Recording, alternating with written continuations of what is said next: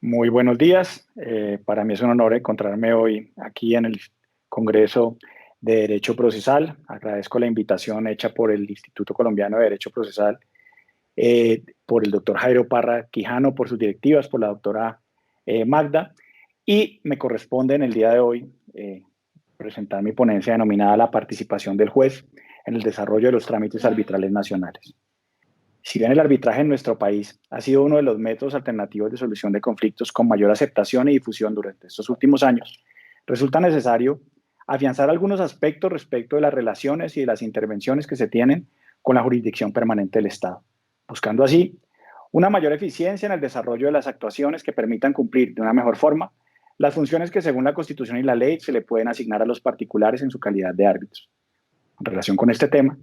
existen bastantes aproximaciones que para mí son erradas de lo que implica el ejercicio de la función jurisdiccional transitoria por parte de los árbitros, lo cual a mi modo puede llegar a dibujar y crear falsos paradigmas que se apartan de la finalidad propia de quienes en este caso colaboran con la Administración de Justicia como árbitros habilitados transitoriamente por las partes para resolver efectivamente, eficazmente sus conflictos. Es del caso tener en cuenta que el arbitraje de ninguna manera tiene como objetivo competir o acabar con la jurisdicción permanente del Estado, sino más bien dar estricto cumplimiento a los postulados que, si bien se han recogido en varias sentencias de la Corte Constitucional, se ha reiterado que esta colaboración por parte de los particulares en el ejercicio de funciones jurisdiccionales permite no solo la descongestión del aparato de justicia, sino además la participación activa de los particulares en la definición de sus conflictos, lo cual en términos de la Corte Constitucional propicia la colaboración de los particulares en la administración de justicia y en la resolución de sus diferencias. Por lo anterior, pretender desdibujar los objetivos propios del arbitraje como método alternativo de solución de conflictos no corresponde ni resulta de utilidad en estos momentos en los que la sociedad requiere de una justicia que dé solución efectiva a sus conflictos, permitiendo resolver sus diferencias, permitiendo así también el desarrollo social y económico de los asociados mediante una relación fluida y de colaboración entre la totalidad de los operadores de justicia. Una de las preguntas más frecuentes es, dentro de la organización de la rama judicial, ¿en qué rango se encuentran los tribunales arbitrales? ¿O dónde aparecen dentro de esa organización jerárquica de la justicia? Algunas personas creen que los árbitros tienen la categoría de juez civil de circuito, debido a que la competencia para resolver los recursos de anulación la ostenta la Sala Civil de los Tribunales Superiores del Distrito Judicial. La anterior afirmación resultaría desvirtuada, toda vez que en los casos en los que intervenga una entidad pública o quien ejerce funciones administrativas, sería competente para resolver el recurso de anulación la sección tercera del Consejo de Estado, en cumplimiento de lo establecido en el artículo 46 de la Ley 1563 de 2012. Mal podría entenderse entonces que en los conflictos en los que intervenga una entidad pública, los árbitros tengan la jerarquía de magistrados de tribunal administrativo y en los que resuelvan conflictos entre particulares gocen del carácter de juez civil de circuito. Sobre este punto resulta importante también entender que el arbitraje en Colombia es un proceso de única instancia, por tratarse de una organización excepcional, tal como la ha reconocido en varias sentencias de la Corte Constitucional, en especial en la sentencia T-570 de 1994, en el que estableció lo siguiente. Los particulares se someten a la decisión judicial de un árbitro, que es una corporación esencialmente transitoria, que no tiene superior jerárquico y por ende, quienes a ella acuden optan por una organización excepcional de la Administración de Justicia, donde la naturaleza de las cosas hace imposible la aplicación de la regla general de la doble instancia. Otro criterio que permite establecer y descartar la posibilidad y entender la excepcionalidad de la organización en relación con los tribunales de arbitraje es que, si bien existen recursos contra los laudos arbitrales, estos recursos son recursos extraordinarios y claramente no se trata de una apelación como correspondería en aquellos casos donde existe consagrada legalmente la segunda instancia, que permitiría de igual forma la revisión del fondo de su decisión. Lo anterior permite entender que, al no existir una ubicación dentro de dicha organización jerárquica de la Administración de Justicia, algunos aspectos como la posibilidad de comisionar a un juez permanente resultarían inviables, pero tal como más adelante analizaremos, la ley solo permite la comisión en un aspecto puntual como la práctica de medidas cautelares. Para concluir entonces, los tribunales arbitrales, por su carácter transitorio y excepcional, no aparecen ubicados dentro del organigrama de la rama judicial por ejercer una función jurisdiccional con dichas características. Tal como lo ha reconocido la Constitución colombiana en su artículo 116, la función de los árbitros implica el ejercicio de una función jurisdiccional de carácter transitorio y excepcional, como ya lo hemos dicho en varias oportunidades, en virtud de la habilitación que realizan las partes al celebrar un negocio jurídico denominado pacto arbitral, lo que para muchos lleva a considerar que en el caso de las providencias y decisiones que profieren los tribunales arbitrales, técnicamente no se puede hablar de jurisprudencia arbitral por no ser emitidas por un órgano judicial permanente. De conformidad y en consonancia con la naturaleza de la función jurisdiccional transitoria y excepcional ejercida por los árbitros, se ha debatido a nivel doctrinal y jurisprudencial sobre la naturaleza del proceso arbitral, en especial si se trata únicamente de procesos declarativos o también de procesos ejecutivos. No obstante, que algunos autores consideran, con base en algunas decisiones jurisprudenciales, pueden existir procesos arbitrales ejecutivos y que la etapa declarativa del proceso ejecutivo arbitral se pueda adelantar ante árbitros, y otra parte de la doctrina considera que solo se podrán adoptar arbitrajes ejecutivos en la medida en que la ley regule de manera especial un procedimiento ejecutivo arbitral. No debemos dejar de tener en cuenta que por la misma naturaleza transitoria de la función arbitral, no podría el árbitro llegar hasta la terminación del proceso ejecutivo, es decir, cuando se extingue la obligación. Aunado a lo anterior, la eficacia del proceso ejecutivo podría afectarse al tratarse de un proceso en el cual el deudor estaría sobreavisado respecto del inicio del mismo, lo cual no ocurre en los procesos ejecutivos que se adelantan ante la jurisdicción ordinaria. Respecto a la posibilidad de adelantar procesos ejecutivos por la vía arbitral, algunas entidades del Estado han promovido su reglamentación como una forma de solucionar la congestión que se tiene en la justicia. Incluso recientemente se presentó un proyecto de ley en el Senado que lo pensaba regular, pero el cual finalmente fue archivado y además fue muy criticado en algunos foros por no tener en cuenta la naturaleza transitoria de la función arbitral y, en fin, desconocer un poco la función propia del proceso ejecutivo. En relación con el ejercicio de la naturaleza de la función de los árbitros, considero necesario resaltar que en materia de arbitraje nacional, los árbitros ejercen su función jurisdiccional sin sujeción al régimen de competencia territorial. Es decir, los árbitros gozan de jurisdicción en todo el territorio nacional y la misma no se encuentra limitada como si ocurre en la jurisdicción permanente del Estado. Lo anterior impediría la posibilidad de comisionar para la práctica de pruebas, como algunas personas erradamente sostienen, en la medida en que el Estatuto Arbitral, especialmente el artículo 31, establece que el tribunal en pleno realizará las audiencias que considere necesarias con o sin participación de las partes. Y el artículo 171 del Código General del Proceso establece que el juez practicará personalmente todas las pruebas. Si no lo pudiera hacer por razón del territorio o por otras causas, podrá hacerlo a través de videoconferencia, teleconferencia o de cualquier otro medio de comunicación que garantice la inmediación, concentración y contradicción. Es prohibido al juez comisionar para la práctica de pruebas que hayan de producirse en el lugar de su sede, así como para la de inspecciones dentro de su jurisdicción territorial. Por lo anterior, para los tribunales arbitrales se encuentra prohibido comisionar a un juez permanente para la práctica de pruebas dentro de un trámite arbitral doméstico, como es el caso que se analiza en la presente ponencia, al no tener un límite o al no gozar de un límite territorial de competencia. Diferente cuando se trata de pruebas en el exterior, para lo cual estas deben practicarse en los términos de los artículos 182, 171 y 41 del Código General del Proceso. Sobre este punto, pues, yo coincido con lo que expone el doctor Hernán Fabio López Blanco, que reconoce que los tribunales arbitrales nacionales pueden practicar pruebas en el exterior siempre y cuando las partes de común acuerdo lo consientan. Descrito el anterior panorama, revisaremos las diferentes actuaciones en las cuales los árbitros interactúan con la jurisdicción permanente del Estado.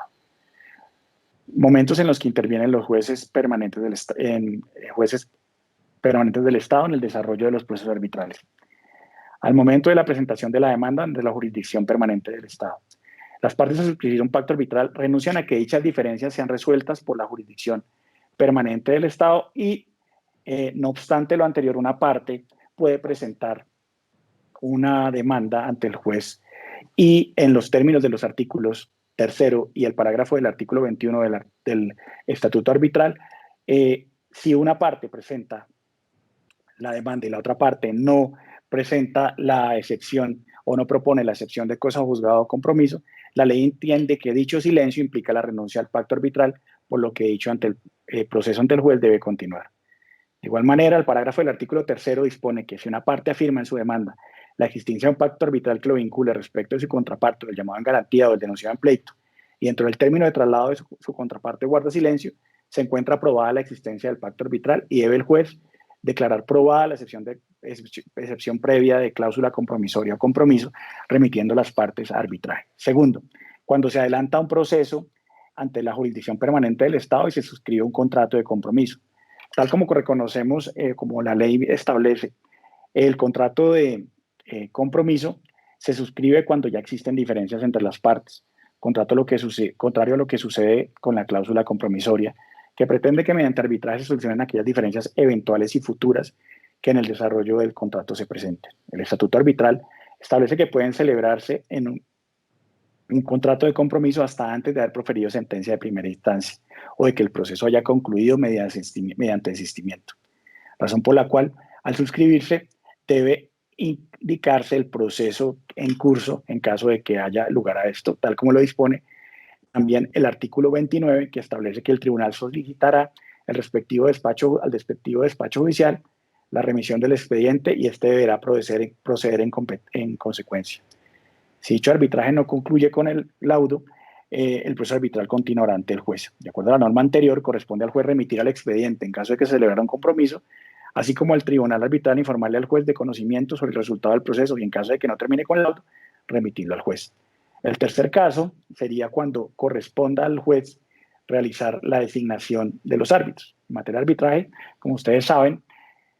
las partes pueden delegar a un tercero o abrogarse la posibilidad de designar de común acuerdo esa designación. En el caso de que las partes no hayan realizado la designación de los árbitros o el tercero delegado para el efecto no lo haga dentro del término de 5 días previsto en la ley, corresponderá como nominador residual actuar al juez civil de circuito, tal como lo prevé o como se viene desarrollando a partir de la sentencia C-1038 de 2002. La ley dispone que la designación se debe realizar de la lista de árbitros del centro de arbitraje donde se esté adelantando el proceso arbitral mediante sorteo, pero la ley, si bien no exige que el juez en ese caso haga un análisis del asunto que se está desarrollando, pues sí se recomienda que revise y que haga un análisis que permita por lo menos de asignar a esos árbitros de la especialidad que corresponda. Si bien esta norma parte de la premisa de que deben realizarse las designaciones por mayor transparencia mediante sorteo, conocí previa a la entrada en vigencia de esta norma, muchos procesos en los cuales los jueces realizaron de manera directa la designación de los árbitros con gran juicio y análisis de la competencia especialidad del caso que debían decidir. En algunos casos considero que personalmente el azar no siempre garantiza una mejor integración del tribunal. Sobre la designación de los árbitros y el mecanismo de sorteo que prevé la ley, a pesar de que muchos pudiéramos tener la imagen de realizar dicha designación mediante el uso de un software especial, como el que cuentan los centros de arbitraje de las principales ciudades del país, estas normalmente se surten en audiencia, a la cual pueden asistir las partes. Mediante un sorteo en la que el juez puede utilizar el mecanismo que considere, puede utilizar papelitos, números o cualquier otro mecanismo que garantice la intervención del ALIA. Es del caso tener en cuenta que las partes al asistir a dicha diligencia podrán en el desarrollo de la misma designar los árbitros previo o posterior al sorteo realizado por el juez, toda vez que pueden reemplazar los árbitros siempre y cuando sea antes de la audiencia de instalación. En lo que corresponde a los arbitrajes ad hoc, si bien no conozco el primero que se haya desarrollado bajo esta modalidad y veo complejo que se presente, toda vez que el proceso no inicia con la presentación de la demanda, con los correspondientes efectos procesales de dicho acto, sino más bien con la integración del tribunal, toda vez que no interviene un centro de arbitraje, el artículo 53 de la Ley 1563 de 2020 establece que en caso de que las partes o el tercero delegado por estas no realicen la designación, la misma será realizada por el juez civil del circuito en los mismos términos que describimos anteriormente. De igual forma, vale la pena tener en cuenta que los reemplazos de los árbitros en atención a lo ordenado en la ley se deben surtir de la misma manera en que fueron realizados las designaciones de los árbitros originalmente designados. El cuarto caso en el que interviene un juez es el de al momento de resolver los impedimentos y recusaciones. En cumplimiento de las facultades otorgadas expresamente por el artículo 7º del Estatuto Arbitral, los jueces civiles del circuito del lugar donde funciona el arbitraje podrán decidir las recusaciones formuladas contra estos cuando se trate de un tribunal arbitral compuesto por árbitro único o si se trata de un arbitraje o un tribunal arbitral en el que intervengan más de un árbitro cuando hayan sido recusados más de uno de los árbitros que lo integren. B, o el segundo caso, sería cuando respecto de alguno de los árbitros dentro del trámite del deber de información previsto en el artículo 15 del Estatuto Arbitral, una de las partes hayan indicado por escrito dudas justificadas sobre su imparcialidad o independencia. En caso de que el árbitro contra quien se presentan dichas dudas no acepte expresamente ser relevado. Dicha petición será resuelta por el juez civil del circuito competente del lugar donde funcione el arbitraje cuando se trate de un tribunal compuesto por árbitro único.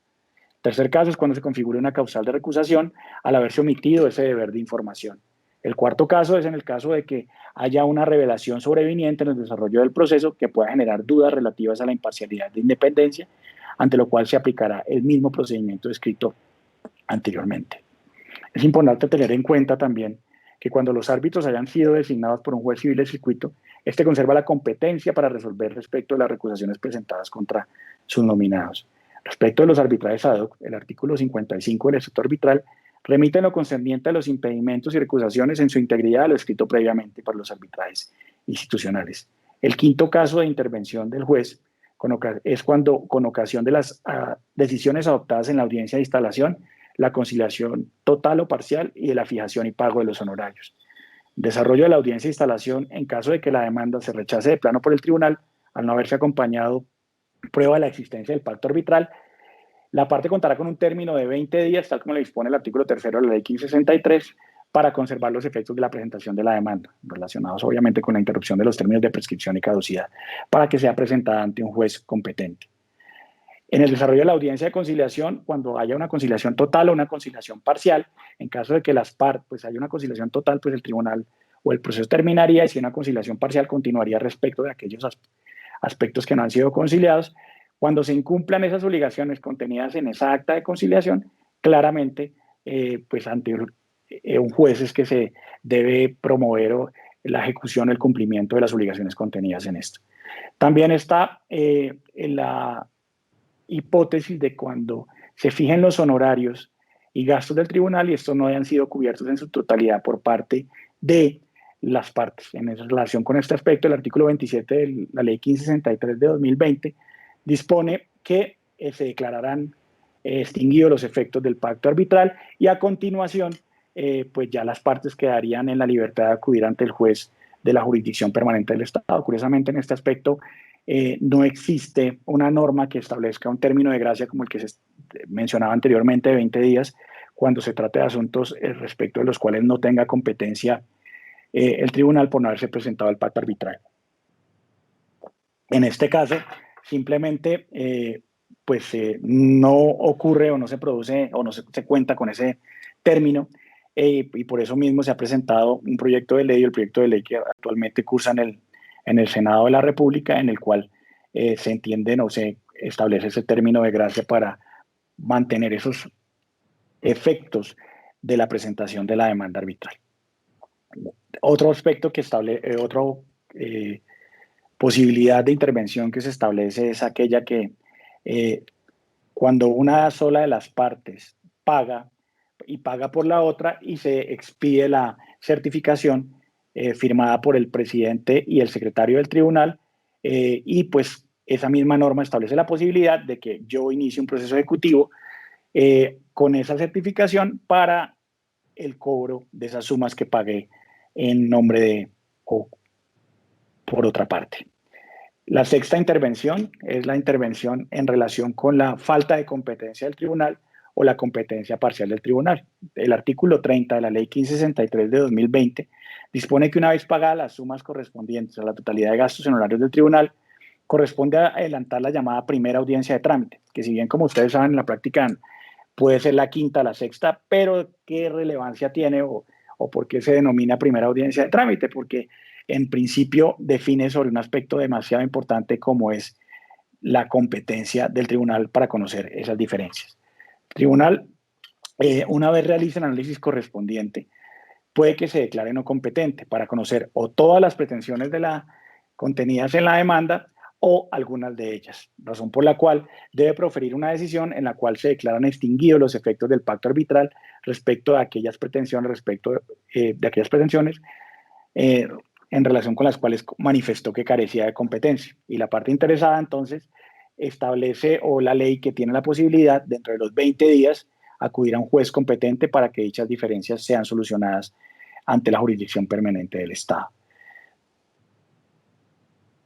El séptimo evento en el cual interviene un juez permanente del Estado, como ya lo mencionamos anteriormente, al momento de practicar las medidas cautelares. Es importante tener en cuenta que, de conformidad con el artículo 32, este es un ejemplo claro de la figura que se denomina juez de apoyo, y encontramos en relación con este aspecto que se puede comisionar al juez civil o al juez civil municipal donde va a practicarse la medida cautelar. Y además, si se trata de un proceso en el cual intervenga una entidad pública, quien desempeñe funciones públicas podrá comisionarse, además de los anteriores, al juez civil administrativo. En relación con este aspecto, pues lo que se previó con esta norma es tratar de comisionar a quien tenga mayor especialidad dependiendo del caso concreto o dependiendo de las circunstancias que permitan de pronto una mayor agilidad al momento de atender esa comisión para la práctica de medidas cautelares. También está el caso en relación con la intervención de los jueces al momento de decidir recursos contra el laudo. Una de las críticas más frecuentes por muchos de los detractores del arbitraje es la existencia y la inexistencia de la doble instancia, que como ya mencionamos es una de las excepciones que ya ha sido reconocido y de alguna forma aceptada por parte de la Corte Constitucional. Si bien es análisis de otra ponencia, aspectos relativos a los recursos y en especial al recurso de anulación, procederé a mencionar las competencias y momentos en los que interviene el juez en relación con los recursos extraordinarios, específicamente los recursos extraordinarios de anulación y revisión previstos en la ley. Debe tenerse en cuenta, tal como se dijo antes, para la decisión del recurso de anulación, en los casos en que intervienen los particulares, es competente para resolver el recurso de anulación la Sala Civil del Tribunal Superior con jurisdicción en el lugar donde se adelantó el arbitraje. Y en caso de que se trate de aquellos asuntos en los que intervenga una entidad pública o quien desempeñe funciones administrativas, será competente la sección tercera del Consejo de Estado. En lo concerniente al juez competente para resolver los recursos de revisión contra los laudos arbitrales en asuntos entre particulares, es competente la Sala Civil de la Corte Suprema de Justicia, ya que en aquellos asuntos en los que se intervenga una entidad pública o quien desempeñe funciones administrativas, los recursos de revisión contra los laudos arbitrales serán decididos por la sección tercera del Consejo de Estado. El último caso que encontramos es el de la intervención del juez respecto de las decisiones arbitrales por medio de la acción de tutela. Tal como se advirtió al inicio de este escrito, si a la luz de la Constitución los árbitros ejercen una función jurisdiccional que, si bien es transitoria, es jurisdiccional, sus providencias, al tener los mismos efectos de una decisión proferida por el juez, claramente pueden ser cuestionadas mediante esta acción constitucional. Actualmente, en la práctica, encontramos un abanico de posibilidades respecto de las cuales acuden las partes en relación con las decisiones de los tribunales arbitrales, desde impugnaciones sobre la forma en que se distribuyen los honorarios, la procedencia del amparo de pobreza e incluso sobre la competencia del tribunal, aspecto que se discute en atención al principio de competence contenido en el artículo 29 de la Ley 1563. Es importante resaltar que jurisprudencialmente se han desarrollado las causales de procedibilidad para dicho mecanismo constitucional de protección judicial de los derechos fundamentales.